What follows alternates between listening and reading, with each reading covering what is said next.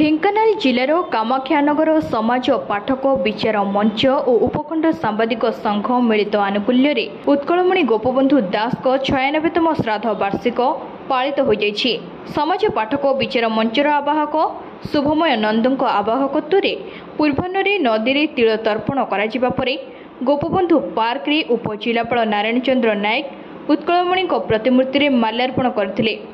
ପରେ ବାଇଶିଙ୍ଗା ଉଚ୍ଚ ବିଦ୍ୟାଳୟ ପରିସରରେ ତହସିଲଦାର ପ୍ରିୟବ୍ରତ ଦାସ ଯୋଗଦେଇ ଉତ୍କଳମଣିଙ୍କ ସ୍ମୃତିରେ ବୃକ୍ଷରୋପଣ କରିଥିଲେ।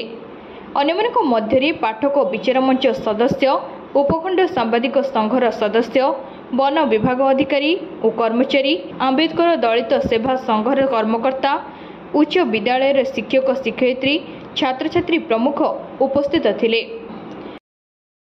ଢେଙ୍କାନାଳ କାମାକ୍ଷାନଗରରୁ ପ୍ରକାଶ କୁମାର ପାତ୍ରଙ୍କ ରିପୋର୍ଟ, ତୀର୍ଥକ୍ଷେତ୍ର ଲାଇଭ୍।